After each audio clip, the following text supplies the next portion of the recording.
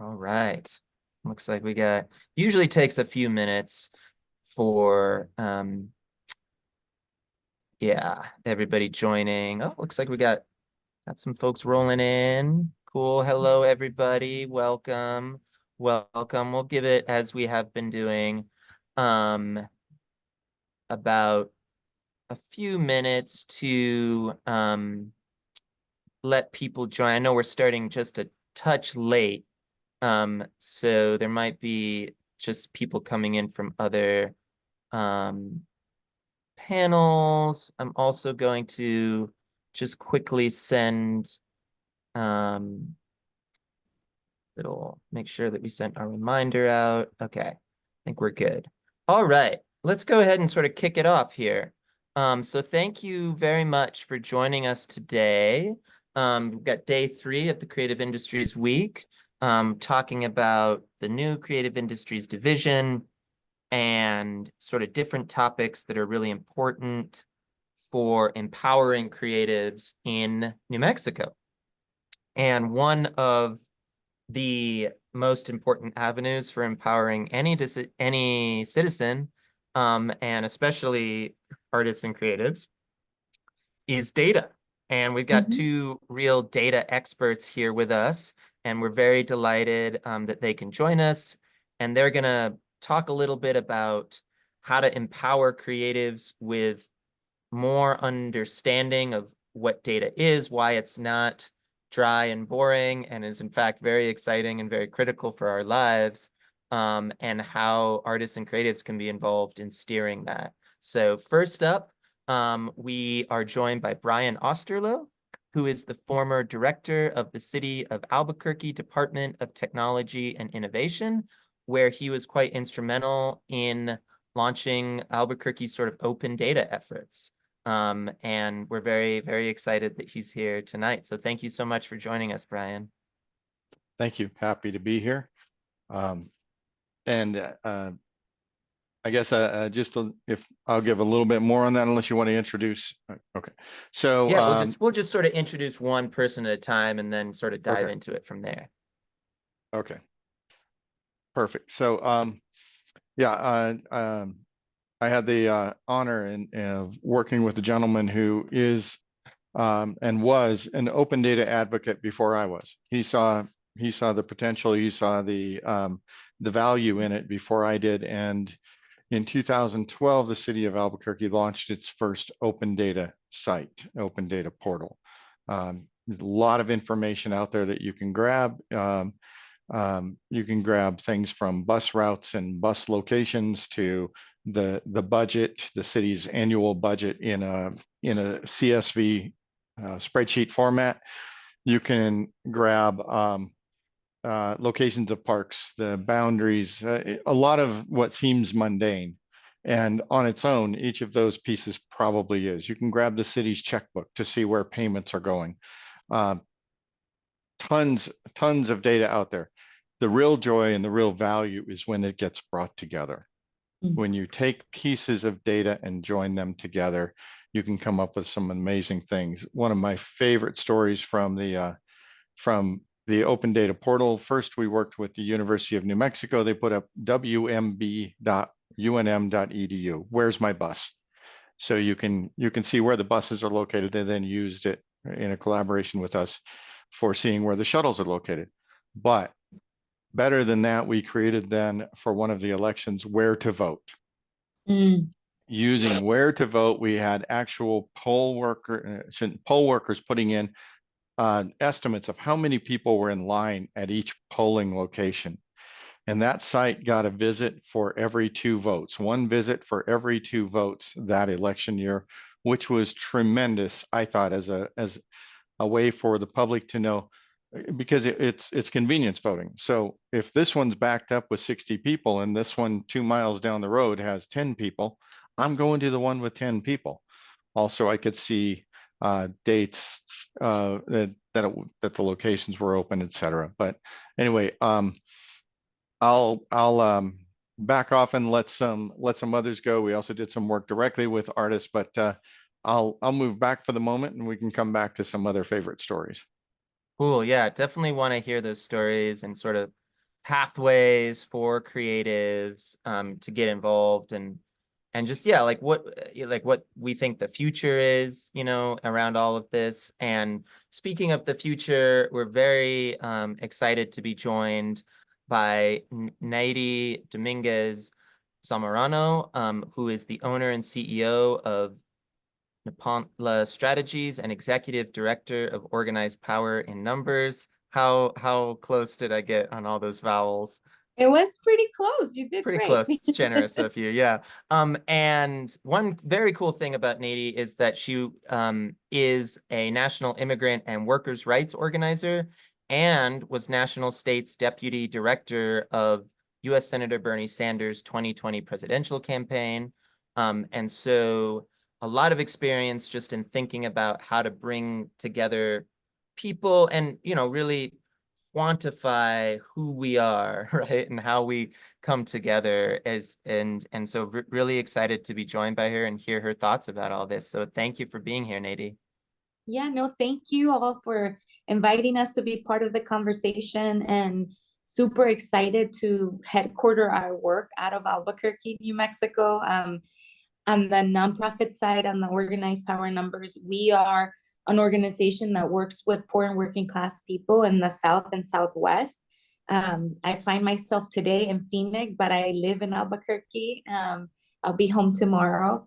And on our for-profit side, Nepantla Strategies, we decided to launch both of these organizations at the same time because we saw the need to make sure that on our data innovation and technologies that we were kind of building up all of the infrastructure on the for-profit side, because we know that eventually we believe that laws should change and there should be stronger privacy laws around how easy it is for anyone and corporations specifically to get access to people's information and data, right? And there's a big world out there of buying data and data brokers, which is all in the commercial data world.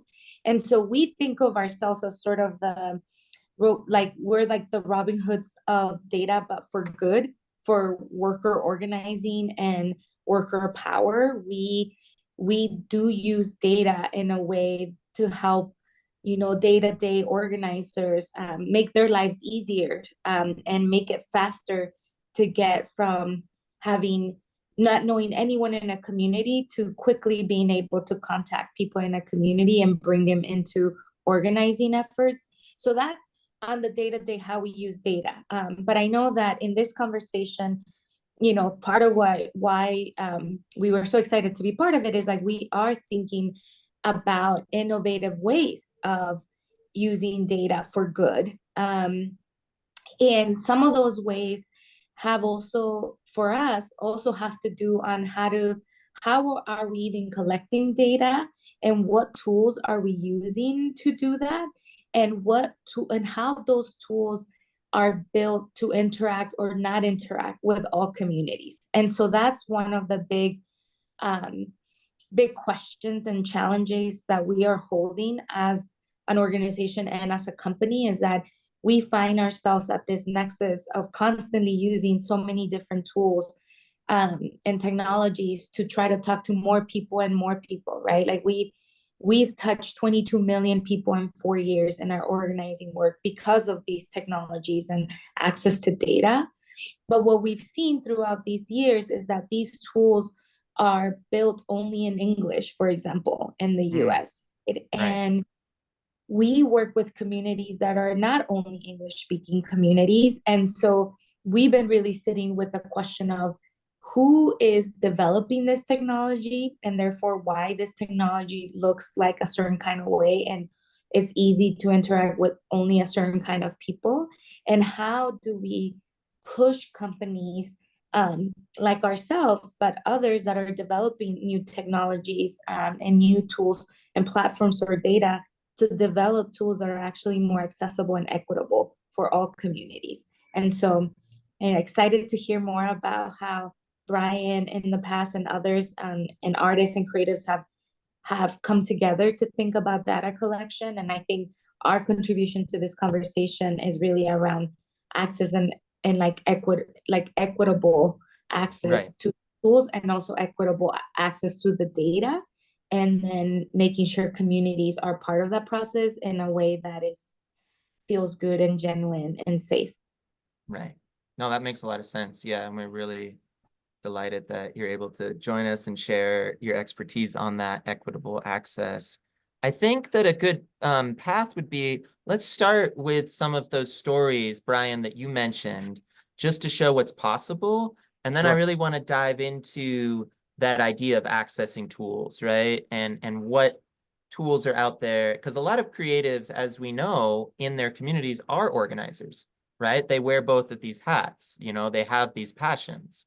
And so I think that the desire to tell a story as an artist and the desire to sort of organize for better conditions with your fellow person often go hand in hand. So maybe a good place to start is, Brian, tell us some of the stories of maybe especially surprises with open data in Albuquerque, things, ways people used it that you were like, wow, I didn't see that coming, you know?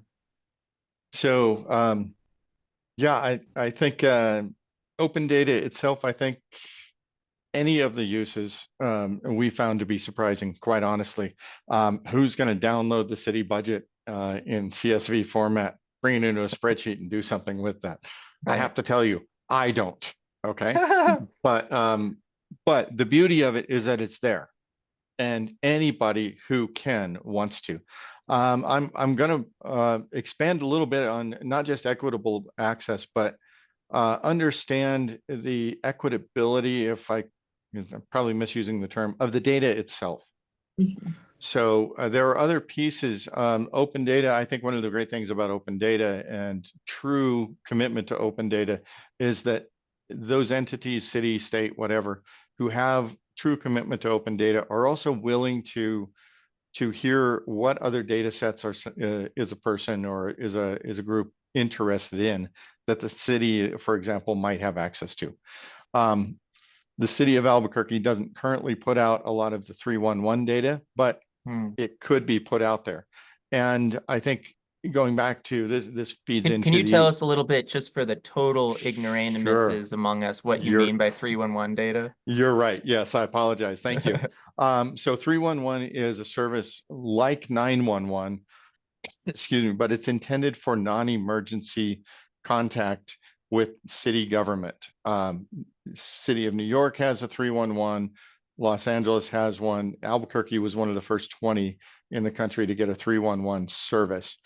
Um, People contact the city of Albuquerque through 311 via the phone, via online submissions, Twitter. There's a number of ways you can submit a service request or ask a question. Tons of data on it. The city of Albuquerque receives over 800,000 calls a year. That actually peaked in 2011 at about 2 million calls. But Where's My Bus made getting the information a lot easier than a phone call. So a lot of those calls went away, which is also part of what you want, right? One of the great things is reduce friction. And by having another vehicle, no pun intended, for people to get bus information, it reduced friction and people use that mechanism. So 311, they record every, I shouldn't say record, they document every call they receive. They document what was the type of question that was asked. If it was a service that was requested, what was the type of service? Where was that service? What date, time was that service requested? And they have information on when that service was addressed or that request was addressed. I use addressed versus fulfilled because not everybody's going to get their street repaved. But the city will address that request in one form or another. So there's tons of 311 data. It's before a lot of Internet of Things sensors. It is the city's largest sensor system. For any city that has a 311 service, it is their largest sensor system because it is the community. Anybody can call 311. Now I go back to the equitability of the data, because studies have shown that 311 gets called more by people in affluent areas than it does by people not. And if you think about immigrants or people who are worried about immigration status, they're less likely to call 311. So that's where I talk about some of the equitability of the data. Creatives, if they want to um, visualize some of that data, it would be important to have that be part of the story. Where is it? You might get the wrong idea about potholes, for example. Not a big issue in Albuquerque. It's an issue, but it's not like an issue in Boston. But you might get the wrong idea if you just said, oh, the International District has far fewer potholes than anywhere else. Well, the International District has far fewer pothole reports. By the way, I don't know for sure about that they do report potholes less, but I do know that typically less affluent areas are less likely to use the service. So just to put a point on the access, equitable access, it's also the equitability of the data. Doesn't mean the data for 311 aren't valid and useful. It's just, it's part of the story. I'm going to use another one. It's not necessarily off of the open data, but I think it's creativity in the use and creativity in the collection. And just a thought I never thought would occur. CNM in Central New Mexico Community College, Ingenuity, it's an offshoot of CNM, has a program called an IoT boot camp, Internet of Things. For several boot camps in a row, I noticed there were 1 or 2 out of the 10 or 12 students in those boot camps who were artists. And I thought, what would happen if we if we somehow collaborated with CNM Ingenuity and did a cohort that was specifically targeted to artists? So cool. I got funding from City Council one year for one-time $50,000, because that's the cost of a cohort typically, $50,000 to do a cohort specifically for artists. Thankfully, the public art program in the city of Albuquerque also brought some money in to provide stipends for those students in that cohort.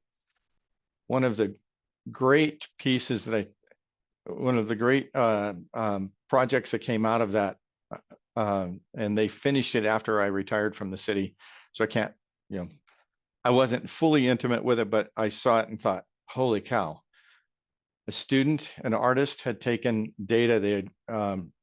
They were aware that plants give off signals, electrical signals. And they wanted to visualize for people signals from this tree versus that tree. I'm paraphrasing because I'm not incredibly intimate about which tree or bush or whatever, but they wanted to visualize those signals and potential communications or things of that nature coming out of it. It's an amazing thought, but then it goes a step farther, because at the same time that this project came out a study that said plants give off different electrical signals when they're stressed, especially when they're stressed due to a lack of water. So this person had now visualized plants with plants giving off signals. What could that do? This actually gets to urban farming, to rural farming, to that kind of thing. If you think about our current watering systems, rely on, oh, the ground is dry, so let's put some more water in it. It doesn't, it's really a supply base. We're just increasing the supply available to the plants.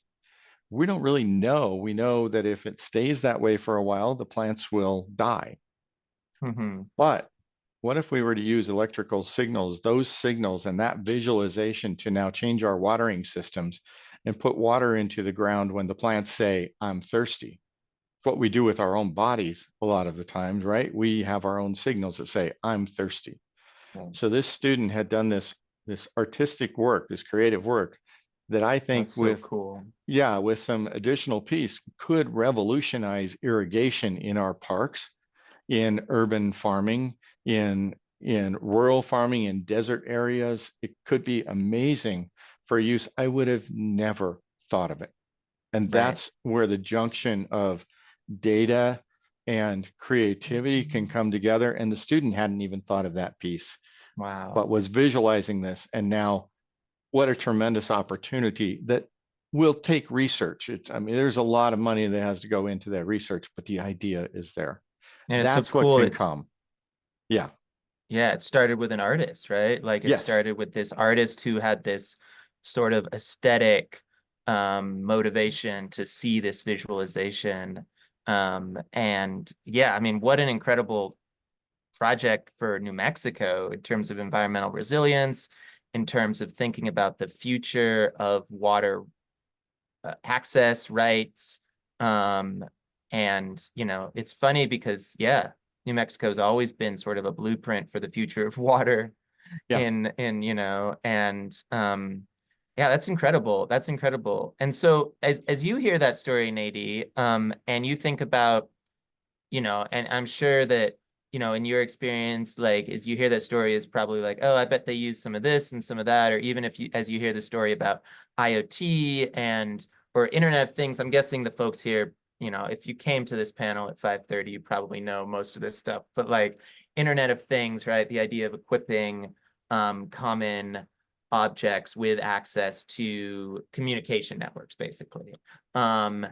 Like as you hear all that and think about these tools that are being used, measuring 311 calls, like what, I guess, couple questions. The real practical question is like, how can artists and creatives access some of that data? What are some of these tools? How can we break those boundaries down? But also like, what are your thoughts? You've gone all around and done so much organizing. How can folks organize around that data in addition to building projects, you know? Does that make sense? Yeah. I mean, I think so. I'll give it a shot, and then if it does, if I didn't get to it, please chime in. I think on the question of how do artists get access to the data, and do, you know, good stuff with it. I think, you know, like I said, like it's terribly scary how easy it is to get access to people's information and data. And I think that there is a lot of data out there, but I think Brian was making a very, very good point around some data, just because it's there and available doesn't mean that it's actually reflecting the true nature and experiences of a community, right? Because of exactly what he said, like depending how the data was collected matters too, of how whatever it's going to reflect. Do all communities use those technologies or make the call, right? So I think as artists are thinking about how to like visualize or utilize data to do both beautiful things, but I know many artists in our world are thinking of making beautiful things that also have social impact, right?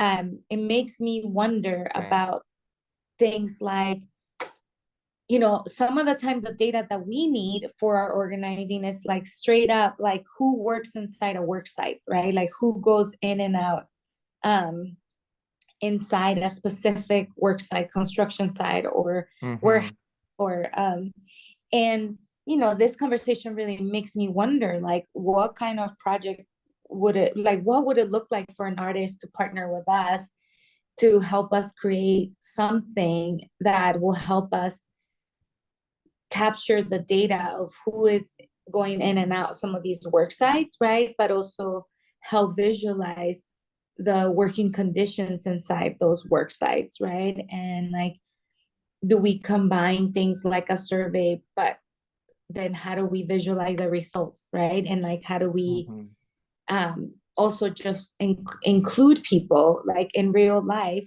in that process, as we're showing their data and like trying to use their data for good.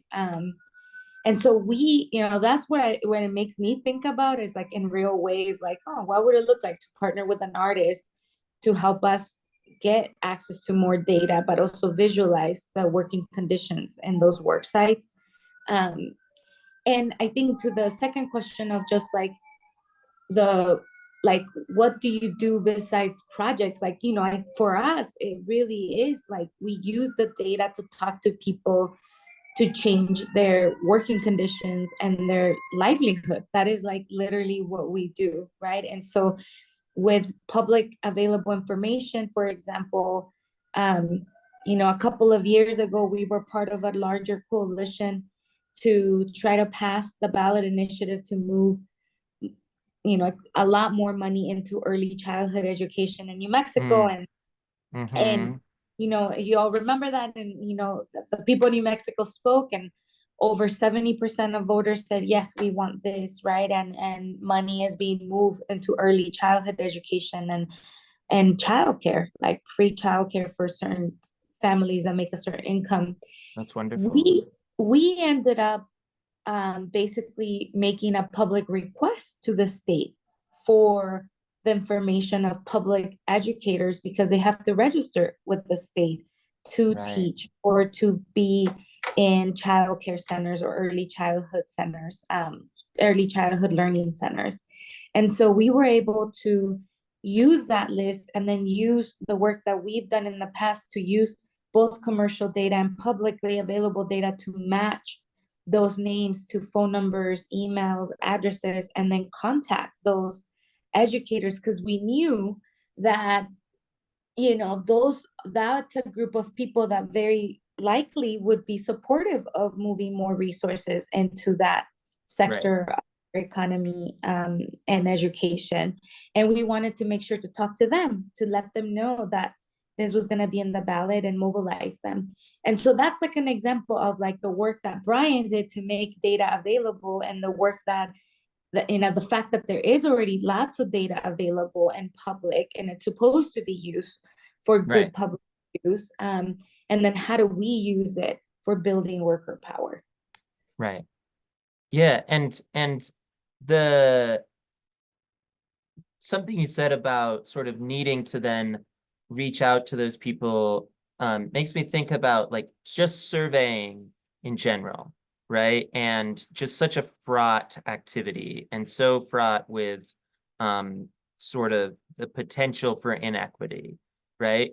And along many different lines. But I remember going to Tucumcari in eastern New Mexico and meeting an artist, a photographer named Jim Livingston, who went and took these portraits all along Route 66.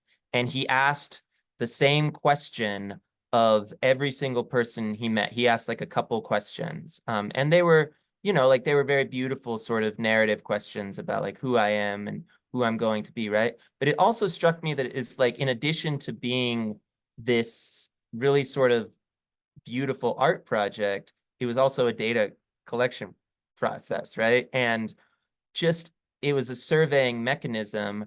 And I'm sort of curious, like, what can we do better, and how can maybe artists get involved? Because I know a lot of these surveys and things that civic institutions put out, people don't answer them, people miss them, people don't want to interact with them. And the way that artists ask people these questions can be so much more empowering for that community than sort of the blunt force of a just a survey that goes out, that treats you a certain way, right?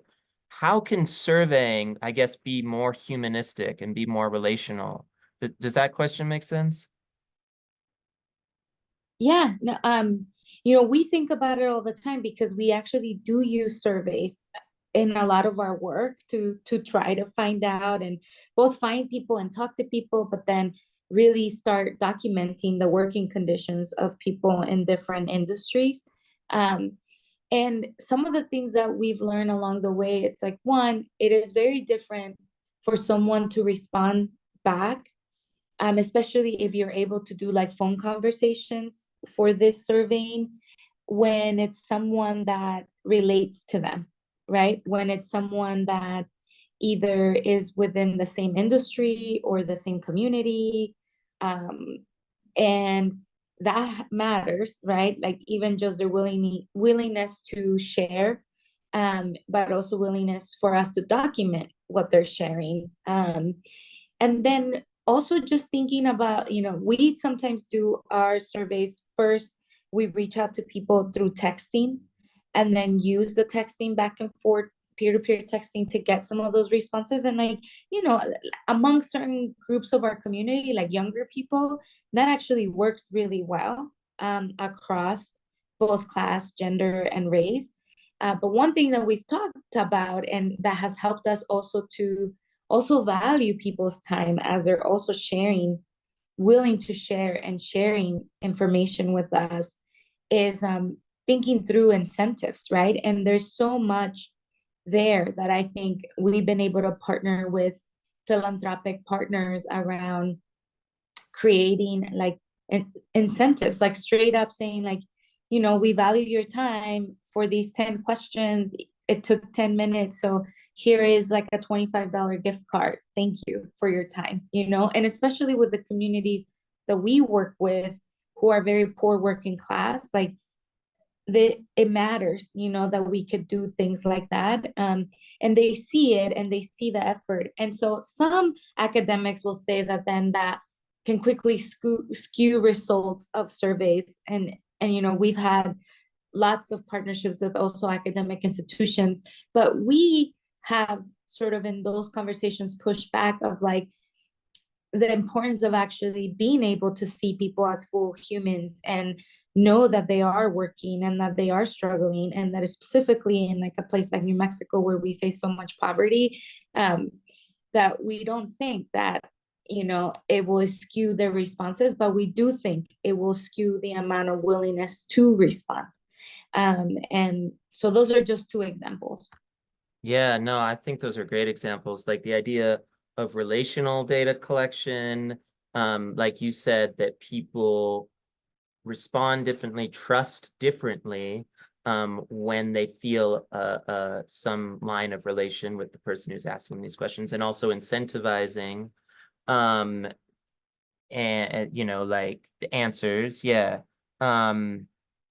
I am curious sort of about once you've, and then I staying on this topic, actually, we've got a great question in the Q&A from Joseph Stacy about games and sort of collecting data through that kind of interaction, sort of different motivation, right? Like and that's like a really cool idea. And at Arriba, New Mexico, using arts and culture to create imaginative interaction, civic engagement. So what kinds of, and maybe this question is for either of you, but maybe especially Brian, in Albuquerque, as all this data was launching and you were sort of going out, not just giving this data out to the citizens, like who would download the budget in CSV format, but as you were asking and trying to learn more about the citizens of Albuquerque, like what were some of the methods that you used or sort of innovative things around data collection itself that you remember, or that you've seen, if you want to think about it this way, make it that you've seen elsewhere too? Sure. And I think we need to be a little bit careful as well here. Some of the very creative and innovative methods of data collection are not available to governments in the state of New Mexico. And I don't think the number of them should be, quite frankly. I think it's good that they're not available. If we go back to, Neidi said, relational, agree completely. We had terrible difficulty getting information about broadband in the city because people, there's nothing more enjoyable than the government showing up at your door saying, I want to ask you some questions, really, you can trust me, right? Everybody just says, come on in, let's have coffee, maybe a beer, and how about a piece of pie? Or I'd prefer an empanada, but whatever, it doesn't happen, right? So you have to come up with some different ways. And we did some of the things that were being discussed. Like we gave out I think it was a $10 Starbucks card or something like that. It changed the willingness to respond. But some of the more creative ways, your cell phone, there is a ton of data out there and people will call it anonymized and whatever. Governments in New Mexico, state and lower, are not allowed to compel or incent, whether it's directly or through a third party, you to give information that is specific to a device. It's the Electronic Communications Privacy Act. So a lot of companies would come to us and tell us, we can give you information on where people are coming from to get to your parks. How far are they coming to get to your parks? Which could be very interesting information. Could be really, it would have been really useful for Wi-Fi, free Wi-Fi use during the pandemic to know some of that, but we couldn't get it. Going back again to this data is about people. It really is. The data represent people and their lives. And so there's a requirement, or should be a requirement, there's an expectation, there's a moral obligation to protect that data, because that, if you don't protect the data, you're not protecting that person. You got the information about that person, you need to protect it, you need to use it in a for good. Just let's phrase it, whatever that means, for good. At least have the intent that you were going to do something good with it. So some of those things, I mean, but that really is getting information about where is that cell phone traveling, and how is it getting to the park? Where is it coming from? Now there are some other things we were piloting. Proof of concept, I'll use that because I'm going to talk about the airport. There's license plate recognition, which can be scary, but we were looking at license plate recognition for people coming into the arrivals or departures area of the airport, and then leaving that area for a couple of reasons. One, we wanted to know where are they generally coming from? Is it do we have a lot of out-of-state plates? Do we have are they coming from counties that are outside Bernalillo County? And the thought process was, can the airport now do some different marketing based on that kind of information? So the intent was not to see, can we find stolen cars? I don't suspect most stolen cars end up at the airport to pick up or drop off people anyway. But the other intent was, if we saw a license plate come in and they hadn't left for 10 minutes, in a security situation, that could be pretty significant. You think about the arrival area and the departure area at the airport here in Albuquerque. Once you went past the cameras we had, there was no other exit. You couldn't get into the parking garage, whatever. So we had that possibility. I don't think they've fully implemented that. I don't even know if I think they've got some of the keys in there, but they haven't really gone down the path of even the license plate recognition at this point. But that's another piece. It's not electronic information about that vehicle. So there's nothing innovative about collecting license plate information. Although I will tell you that 4 or 5 years ago, there were 134 different license plate types in the state of New Mexico.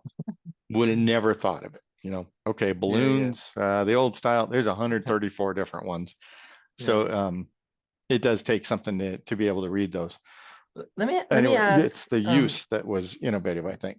But right, go ahead, I'm sorry. Definitely. Yeah. Oh, no, you're good. Because we're talking about data collection, and I'm thinking about all these license plates going into the airport. Let me ask about something that I think we've been circling this whole time, and naming it data sovereignty, right? Like the idea that we own the data, or that we have some ownership over the data that is collected about us. Because as you said, Brian, data is people, right? Yeah. And so let me ask you, Neidi, about, there are, I think that often what we observe in the sort of data sovereignty movement is that we skip right to methods, like people, and sometimes those methods are kind of obscure or people don't understand them, but we never really define why data sovereignty is so important, and whether it's even possible, Like, can you speak a little bit about that?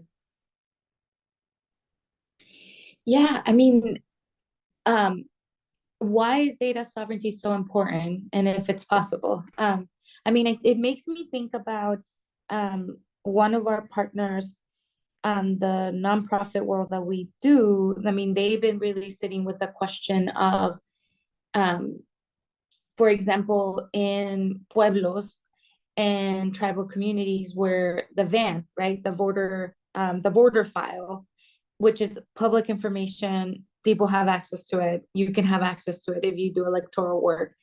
How it like it's does not reflect at all those communities, and not just that it has inaccurate information. It's just that like literally indigenous and tribal communities are not reflected in that platform.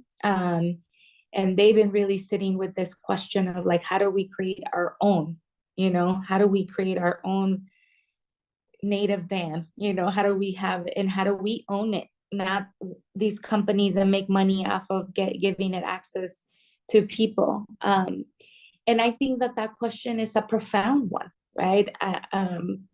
For any community, because corporations have already been mining our data without our permission. And we don't like the idea that we get to think of our own data in our phones as like belonging to us, and therefore only we make decisions about how it's used. It's a non-existing one. It is not how it works. We don't have, unfortunately, much power, honestly, on how much corporations have access to it and make money off of it. And so I think it's a big question that we all should be sitting with in terms of the data that we collect for good, but how and with whom and who owns it after that one project, after that one thing, like who actually owns the data and gets to continue to use it and for what, right? And we think a lot about that because we end up entering into projects where we very much encourage a model of co-owning the data that we collect from any of our campaigns and projects. And it's because we want to make sure that those communities, those organizations rooted in those communities get to not just keep using the data, of course, yeah, but to own the data so that further down the line, if there's an opportunity for them to also like use it in a way to make revenue for themselves, for good for their communities, that they can do that because they are legally owners of the data. Right. And but that of course comes along with a lot of trust building and a lot of also like privacy and confidentiality of then how the rest of us that may not be for those communities get to use or not use at all that data after we're done collecting it for whatever project or organizing campaign. But the way we do our work, we're very much open to that and actually very much encourage on the front end that conversation before we start doing anything is have agreement around the co-ownership of the data and the usage of the data after. That makes a lot of sense to have that foregrounded, to go in and establish that agreement, because like you were saying, so much of the data that is collected about everybody is buried, sort of like if you use this service, you agree to these things, like, oh, I'm not going to read that. I'm just going to click yes so I can get in. Um, in Albuquerque, in your work in Albuquerque, Brian, like how did you because like you mentioned, like nobody wants the city knocking at their door, right? But I imagine that you discovered as you were doing that work probably some interesting strategies around building that trust. And I know that, like, obviously you went in with this intentionality, right? Like Yeah. that you're doing good, but then you got to convince people that you're doing good. Yeah. Well, and so there are a lot of different types of data. There's the personal data that governments collect. There's also other data like environmental sensors, things like that. One of the things I was very adamant about was I'm not collecting it if I don't have a use for it, and that needs to be a valid use. it's not as altruistic as it sounds, but partly because if I had it, I had to protect it. And where the altruistic part does come in, if I had it, most of the time, I also had to provide it. Right. So I collect information on you and all the people on this call, and I've got it on city. There is nothing private about that information that I collected for the city of Albuquerque. So that means if I had a survey where I requested your address and your phone number, first off, why do I need that? If I don't need it, don't get it, because you could make a public records request and you could get my address and my phone number off of that survey because I had collected it from you. It's public record. So very much wanted to go, we don't collect what we don't have a valid, valuable use for. Second, I don't want to keep it beyond the point, beyond a certain point. So let me dump it. I'm going to, license plate reads get dumped after, I think it's 30 days. I don't know Oh, exactly wow. what it is at this point, but it gets dumped after a certain amount of time. That's in part for protection of people and information. And storage is cheap these days. Computer storage, it's not as cheap as it seems, but it is relatively cheap. So they're not dumping that data because they don't want to pay for the extra storage. It's because they don't want to have it. They don't want to protect it. They don't want to provide it. Get rid of it. You've got your use out of it. There are exceptions to that if it's part of an investigation, that kind of thing. And I think whether we all like those or not, we can at least understand the background for it. But that was part of the intent. Don't collect what you don't need. And people would come and say, oh, it'd be great if we got this information. Right. No. Why are you going to get it? Well, I think in 3 years we might. Well, then no, Right. don't collect it because 3 years from now you might use something. Yeah. But I do want to, if I could, I want to point out some of the things that are coming. They're actually here. They may not be in use at governments. And back to your question, by the way, is it possible to have data sovereignty? I think that is more possible with government systems Huh. than with the private sector. That makes Um, sense. Yeah. The private sector, we all click away our rights on that stuff. I've done it like 10 times today. Just if you're familiar with the GDPR, the European Union's data protection, all that, every time we see do you accept the cookies or something, in the beginning, I used to say, now I just click through it. Right. Because my choice is to say yes or not get that service. Right. So, but in the government, we can influence. We can influence what people have. And in fact, that could be an amazing artistic visualization for somebody to take the different pieces of information that a government has, put them together and create a picture of somebody. Right. What would that look like? Because again, the beauty is when you put all these pieces together, I think. And maybe not all of them, but the relevant pieces. But that's also where it gets scary. You Right. put together the license plate, you put together. So going into what's available now, I don't think this is in use at the city of Albuquerque. Could be, and I could see some utility for it. Many of the cameras have the ability to do flow, whether it's of traffic or of people, and they can actually track you moving through. And it is very valid.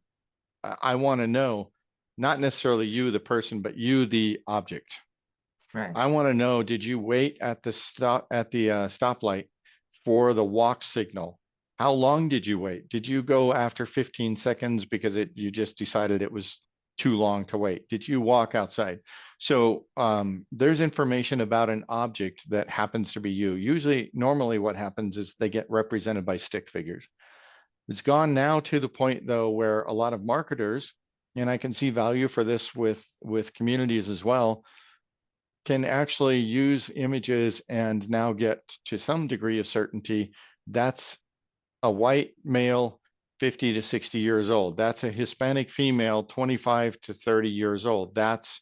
And so now that information could be available. We're getting closer, right? Now, what other pieces of information can I tie to that?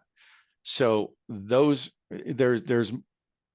I can see the look on your face, and I don't blame you. I've had that same thought. It's a little scary on what's out. It's a lot scary on what's out there, actually. But there are pieces that we could take. An artist could tell the story of a neighborhood by taking environmental information, people counters, and some of that information about what are the characteristics, demographic characteristics of the people who were counted along a segment of a street block, for example. They can maybe tell that. And what time of day were they out there? What day of the week? How does that change by season? Is that impacted by public transportation availability? All of these different things could be put together to tell different stories. And I think could be incredibly compelling stories. And one of the hopes I had for the artist cohort of IoT was, I really get tired of looking at charts and graphs. Can somebody please come up with a better way to visualize some of these things that makes it meaningful? So that's the kind of thing, though. You could take all of those pieces, but remember, if you're the artist, if you've got all that data, you now have, in my opinion, an obligation to be respectful of the data, because you need to be respectful of the person. And the an person accountability represents the to data. the community. Data's, yes. From which that data comes, or who that data represents. Yes. And I said it wrong. I said the person represents the data. I meant the other way around. The data represents the person, obviously. So, I'm sure that in organizing this, I mean, I imagine this work, Neidi, must be kind of like split your head in many different directions, because like it's so seductive, all this information, right? Like it's so you're like, oh, if I just had more information. But at the same time, like you are out here organizing, for equity, organizing for these things where, for very good reasons, people often don't want to share information, and that, like, the power of their privacy and all that. So what do you see as sort of the future? How do we like advocate for our own rights with data while still, using the data to tell powerful stories, to provide services, and represent communities accurately? I mean, I think most of the time in our experiences, people want to talk to each other, and people, when they trust the messenger and trust sort of who's bringing them together, when you build with communities, people will share everything, like we share with our own families during the dinner table or in the kitchen. That is there, and they want their stories, like you said, to be out there and used for good, and choose, and they have agency to choose. Yes, I want you to share my story. No, I don't want you to publicize my story. And that's always their choice. And so I think when I think of the future, I think the hard part is like when we do our work in community and organizing, all of it is always done with consent, right? And that's, like I said, the very first conversations we have, right? I think what's really hard to imagine is like how it's all the other stuff gets collected about ourselves and then gets used without our consent. And so I don't worry about the idea that if somehow we had like everything got shut down and no one had access to any kind of data, no matter if it's public or private. I don't worry about that, because I think because we've been doing the work on the ground, like we will still be able to have consent collectively to document, to have data stored or not, and be used in different ways. So I don't worry about that. I worry more about how much more information will corporations and sort of companies are going to have about us. like, you know, I think about like, you know, I use an iWatch. So many other people use all kinds of, and Right. they have like my heart rhythm and how many times Oh I my stand up. gosh. Like there's just so, like, I worry about that. It's more like the depth of data that is being collected about ourselves and how it's used and sold and made profit of without our consent. That's what I think about the future. It's like, how is it gonna look like? How much more deeper is that gonna go beyond Right. just our information and our stories and the things that we're willing to share or not share? Because it's already being done and it's already being used in ways that we don't even know how. Yeah. No, I mean, I think that that's like a really, yeah, that's a, like you said, Brian, too, it's scary and it's here. And maybe, you know, as we wrap up here, thinking about going back to that project that you mentioned, Brian, with the plants and the visualization, I wonder if there might be a role for the artist also in just the methodology of like consent and just figuring out how to make art that, yeah, I mean, I don't know. I can't figure it out. And I don't think that that data collection right now is going to be able to figure it out, because all these, yeah, these motivations of the private corporations and whatnot are not the same as the motivations of the artists.